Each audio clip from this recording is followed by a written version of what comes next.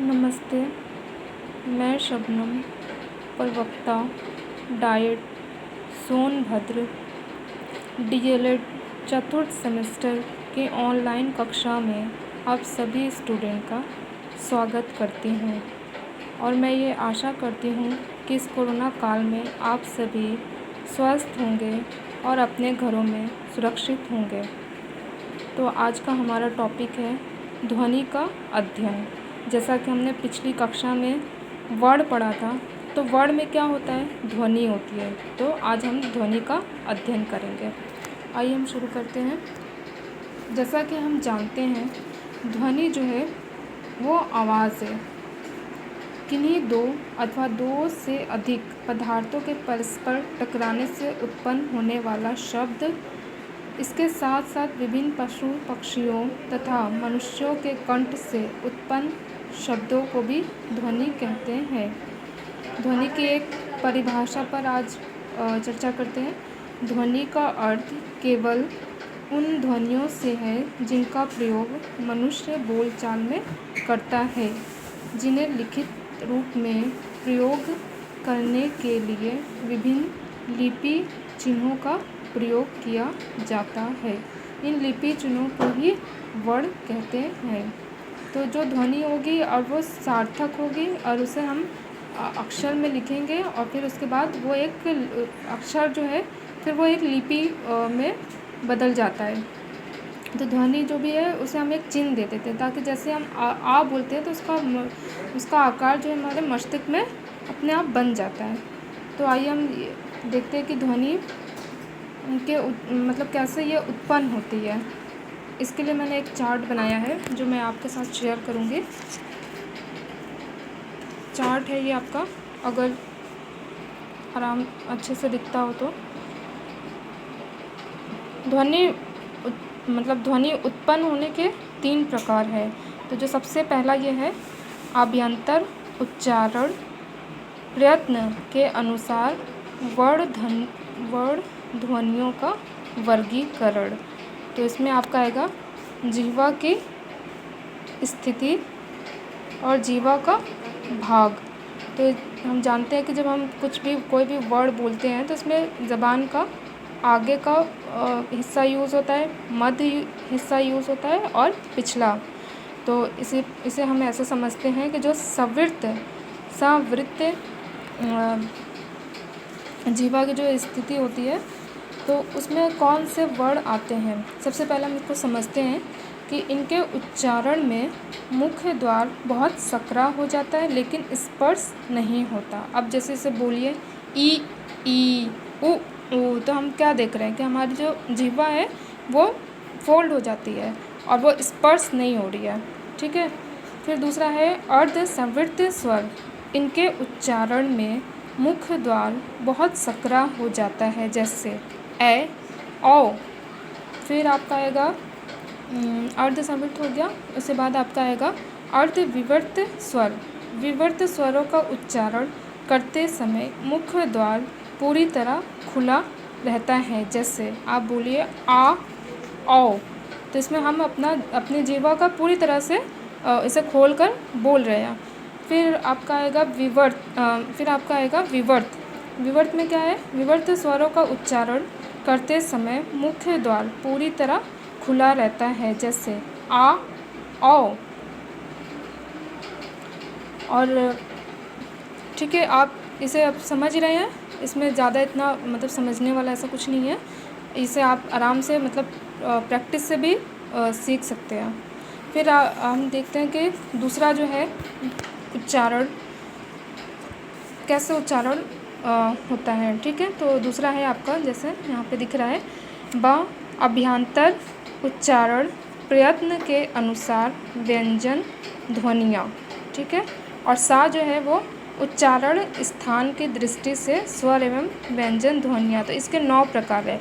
तो सबसे पहले हम ये समझते हैं कि स्पर्श अघोष सघोष, स्पर्श संघर्षी अघोष, ये सब मतलब इसे हम कैसे परिभाषित करें या इसे हम कैसे समझें। तो यहाँ पर हम ये देखते हैं कि उच्चारण स्थान के आधार पर, ठीक है, व्यंजन भेद जो है वो दो होते हैं, सघोष और अघोष।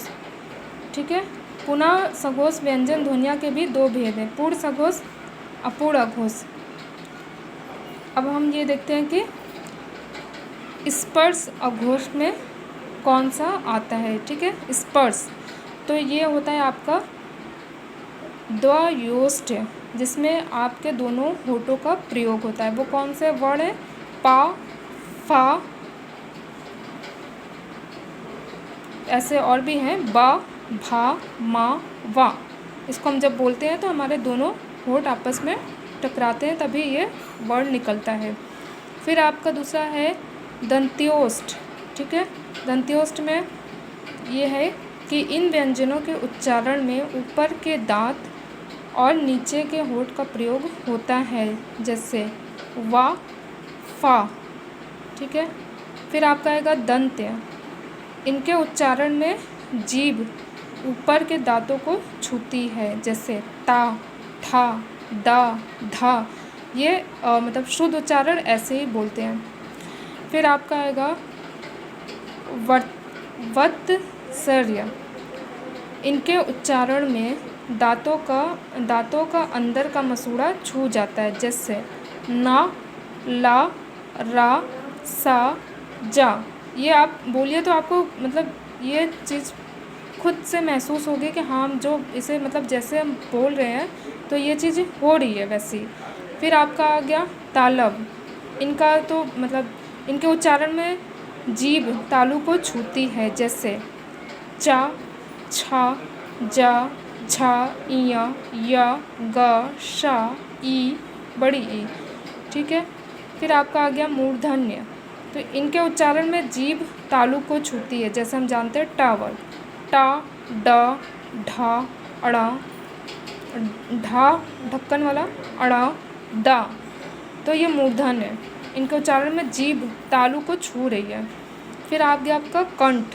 कंठ में कौन सा आता है? हम सभी जानते हैं कि ये का वर्ग होता है, जो कोमल होता है। फिर आपका जीवा मूली, इसमें आपका आएगा इसमें जीवा के मूल का स्पर्श होता है, जैसे का, खा, ग। ठीक है, फिर आपका आएगा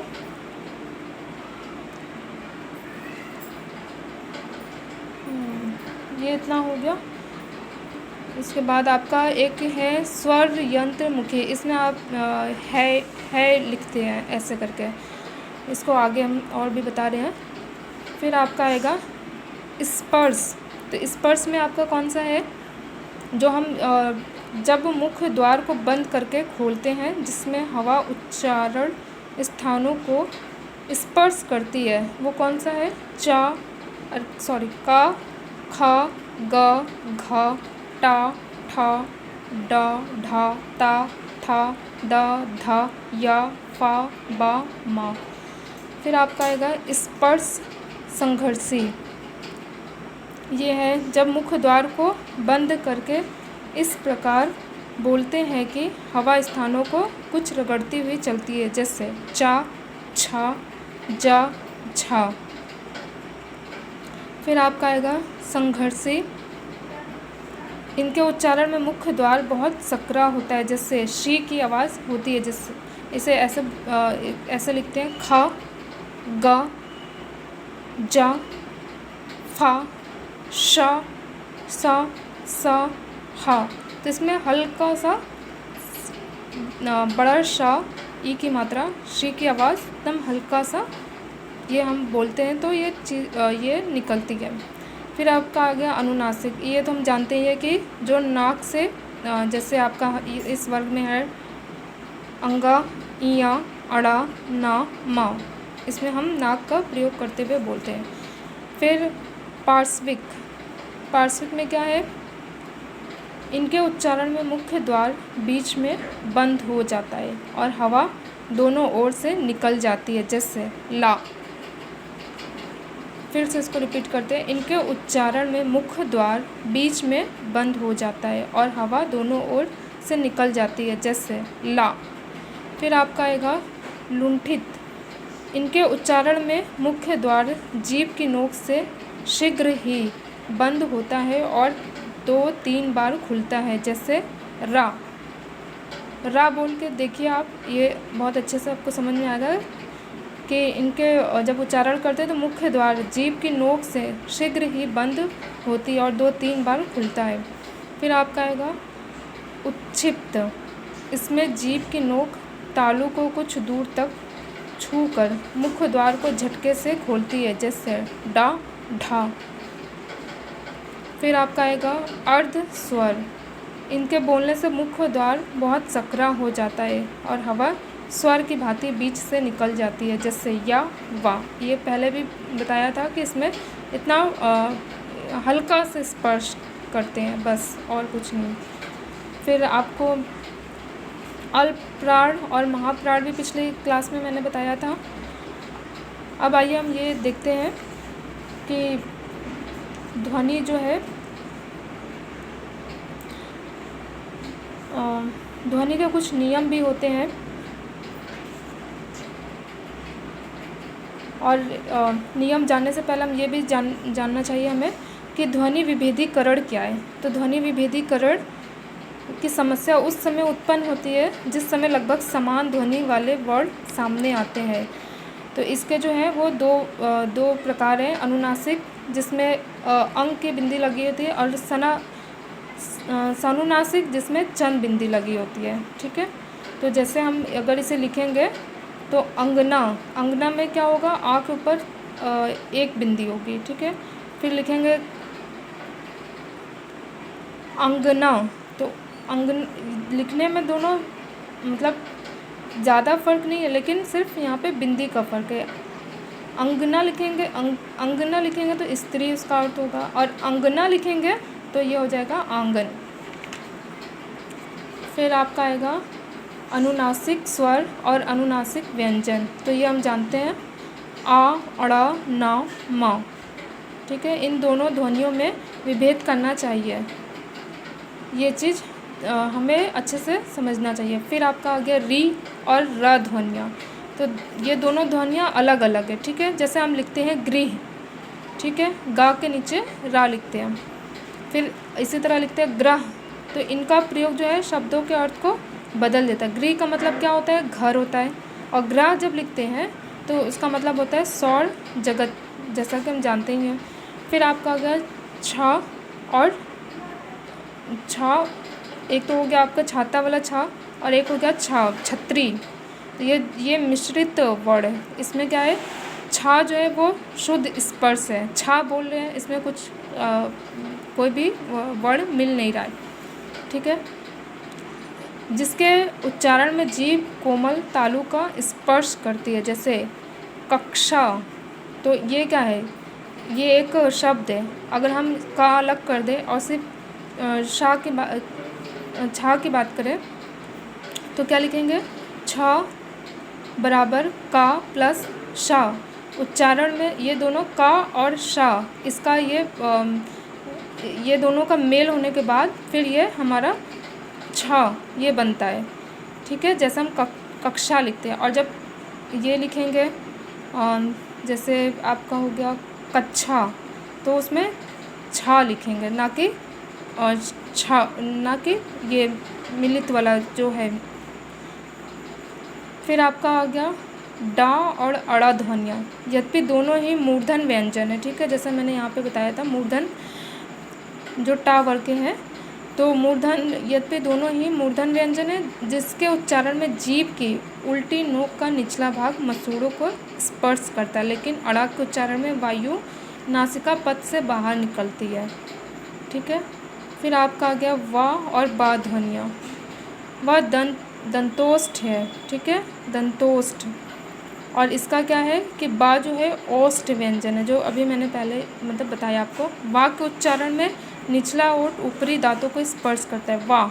ठीक है, वा के उच्चारण में ओष्ठों द्वारा श्वास का अवरोध होता है। फिर आपका आ गया शा, सा, सा ध्वनियाँ। तो शा जो है वो तालु, शा जो है वो मूर्धन, और सा दंत व्यंजन। ठीक है, तीनों के उच्चारण स्थल भिन्न भिन्न है।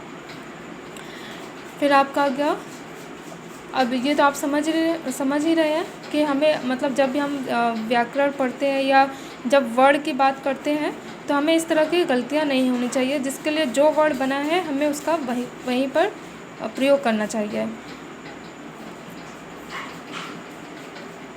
फिर आपका जैसे ये है ध्वनि का नियम, ठीक है, जैसे कहिए ध्वनि नियम। तो यदि कोई क्रिया किन्हीं विशेष परिस्थितियों में सब देश कालों में हुआ करती है तो उसे समान रूप से नियम कहते हैं। तो भाषा भी जो है, भाषा में भी एक नियम होता है, तो ये नियम हमें फॉलो करना पड़ता है, ठीक है। इसे हम ऐसे समझ सकते हैं कि किसी भाषा के ध्वनि नियम से आश उस भाषा में होने वाले उस नियमित ध्वनि विकार से जो किसी विशेष काल या विशेष परिस्थितियों में किसी विशिष्ट ध्वनि अथवा ध्वनियों से संबंधित हो, ठीक है। और इसमें आपको हम बता देते हैं, इसके 4-5 नियम है। तो सबसे पहला जो है विशेषीकरण का नियम, दूसरा है भेदीकरण नियम, तीसरा है विभक्तियों के भग्नावेश नियम, चौथा है मिथ्या प्रतीति का नियम, अघोतन का नियम, ठीक है। तो हम जल्दी जल्दी इस पर डिस्कस कर लेते हैं। विशेषीकरण का नियम, ठीक है। जब किसी भाव, अर्थ एवं विचार की अभिव्यक्ति के लिए कभी अनेक शब्द, प्रत्यय आदि प्रयुक्त हो और फिर धीरे धीरे उनमें मात्र 1-2 शेष रह जाएं, तो इसे विशेष भाव या विशेषीकरण का नियम कहते हैं। भेदीकरण का नियम, इसे भेद का नियम कहते हैं। समानार्थी शब्द जब अपनी आंतरिक अभेदता अर्थात एकार्थता छोड़ देते हैं तो इनके अर्थों में भेद या अंतर हो जाता है। जैसे ये आपको बता रहे हैं कि जैसे एग्जाम्पल डॉक्टर, हकीम, वैद्य इत्यादि समानार्थी शब्द है, क्योंकि इसमें क्या है कि भेदीकरण है, इनका जो पेशा है वो अलग अलग है।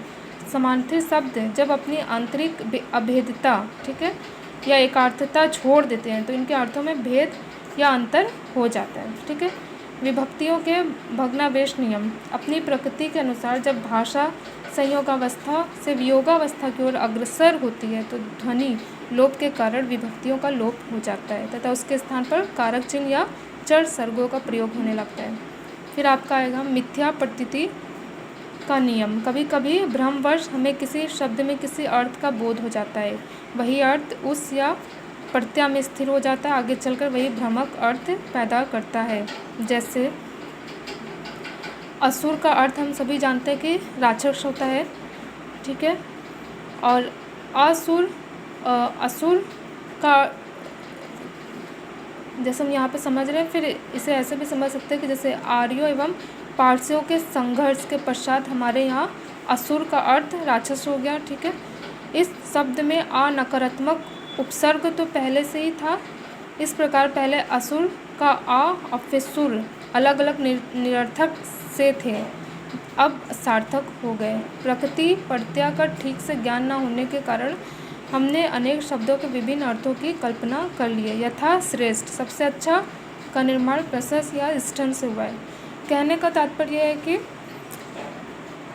जैसे भाषा में भी मिथ्या हो जाती है, ठीक है, मिथ्या। और इसमें क्या है, भ्रमवश हम किसी शब्द में किसी अर्थ का बोध हो जाता है, वही अर्थ उस प्रत्यय में स्थिर हो जाता है, ठीक है, आगे चलकर वही भ्रामक अर्थ प्रचलित हो जाता है। फिर आपका आएगा अघोतन का नियम। इसमें इसे अर्थोघोतक का नियम भी कहते हैं। अघोतन का अर्थ है चमक, इसके शब्दों में नई चमक आ जाती है जो अर्थ में अच्छाई, बुराई या कोई विशेष अर्थ को प्रकट कर देता है, उसे अघोतन का नियम कहा जाता है। दूसरे शब्दों में हम कह सकते हैं कि इस नियम के अंतर्गत शब्द में परंपरा से पृथक एक नूतन अर्थ का आभास होता है। वैसे ऐसे भी समझ सकते हैं कि कभी कभी देखा जाता है कि कोई प्रत्यय किसी अच्छे अर्थ से संबंध हो जाता है, कभी उसके उल्टे किसी बुरे अर्थ से हो जाता है, कभी कभी अच्छा या बुरा आदि ना होकर कोई नया अर्थ ही उससे संबंध हो जाता है, कभी कभी पूरी प्रकृति प्रत्यय बन जाती है।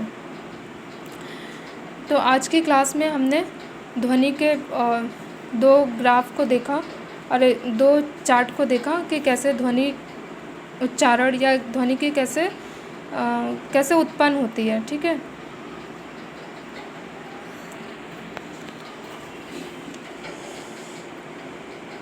मैं आशा करती हूँ कि आप सभी ध्वनि के अध्ययन को भली भांति समझ रहे होंगे। और